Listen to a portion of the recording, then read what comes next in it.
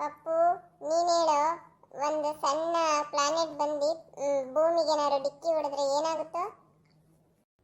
Ton ton ಅಂತ sound ಬರುತ್ತೆ madam. ಅದ್ಯಾಕೋ?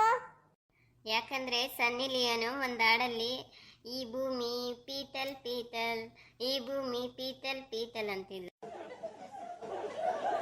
Hello ಮಕ್ಕಳೇ, ನಾನು ನಿಮ್ಮ ಸೈನ್ಸ್ ಟೀಚರ್ ರಾಜು. ಕ್ಲಾಸಲ್ಲಿ ಯಾಕೋ ಮಲಗಿದೆಯಾ? ಇಲ್ಲ ಟೀಚರ್, ಗುರುತ್ವಾಕರ್ಷಣೆಯಿಂದ ನನ್ನ ತಲೆ ಕೆಳಗೆ ಬಂದಿತ್ತು. ಪಿಂಕಿ, ಈಗ ನೀನ್ ಹೇಳು, ಸ್ಕೂಲ್ ಅಂದ್ರೇನು? ಸ್ಕೂಲ್ ಅಂದ್ರೆ ನಮ್ಮಪ್ಪನ ಲೂಟಿ ಮಾಡೋ ಸ್ಥಳ ಮತ್ತೆ ನನಗೆ ಹೊಡೆಯೋ ಸ್ಥಳ ಮೇಡಮ್.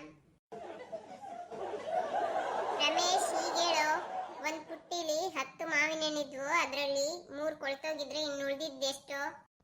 10 ಮೇಡಮ್. ಅದೆಂಗು? ಕೊಳ್ತೋಗಿರೋವು ಮಾವಿನ ಎಣ್ಣೆ ಅಲ್ವಾ, ಬಾಳೆಹಣ್ಣು ಏನಲ್ವಲ್ಲ.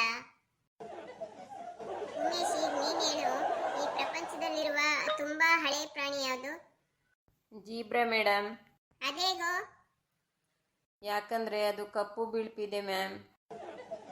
ಸುದೀಪ್, ಈಗ ನೀನ್ ಹೇಳು, ಯಾರಾದ್ರೂ ಸ್ಕೂಲ್ ಮುಂದೆ ಬಾಂಬ್ ಇಟ್ಬಿಟ್ರೆ ನೀನೇನ್ ಮಾಡ್ತೀಯಾ? 1-2 ಗಂಟೆ ನೋಡ್ತೀನಿ, ಆಮೇಲೂ ಯಾರು ಎತ್ಕೊಂಡು ಹೋಗ್ಲಿಲ್ಲ ಅಂದ್ರೆ ಸ್ಟಾಫ್ ರೂಮಿಗೆ ತಂದಿಡ್ತೀನಿ ಮ್ಯಾಮ್. ಪೂಜಾ, ಇವತ್ತು ನೀನ್ ಯಾಕೆ ಇಷ್ಟೊಂದು ಲೇಟಾಗಿ ಬಂದಿದ್ಯಾ? ಅಪ್ಪ ಅಮ್ಮ ಜಗಳ ಆಡ್ತಿದ್ರು ಮೇಡಮ್. ಅವ್ರು ಜಗಳ ಆಡ್ತಿದ್ರೆ ನೀನ್ ಯಾಕೆ ಲೇಟಾಗಿ ಬಂದೆ? ವಂಶು ಅಪ್ಪನ ಕೈಯಲ್ಲಿತ್ತು ಮ್ಯಾಮ್, ವಂಶು ಅಮ್ಮನ ಕೈಯಲ್ಲಿತ್ತು ಮ್ಯಾಮ್. ಸುಹಾಸ್, ಈಗ ನೀನ್ ಹೇಳು, ಹಲ್ಲಿಗೆ ಏನಂತಾರೆ? ಅಲ್ಲಿ ಒಂದು ಸಣ್ಣ ಬಡವಾಗಿರೋ ಮಸ್ಲೆ, ಅದಕ್ಕೆ ಸಣ್ಣದ್ರಲ್ಲಿ ಬೋರ್ಮಿಟಾ ಇರೋ ಹಾಲು ಸಿಕ್ಕಿಲ್ಲ ಮ್ಯಾಮ್. ಈ ಕಾರಣದಿಂದಾಗಿ ಅದು ಅಪೌಷ್ಟಿಕತೆಗೆ ಗುರಿಯಾಯಿತು ಮ್ಯಾಮ್.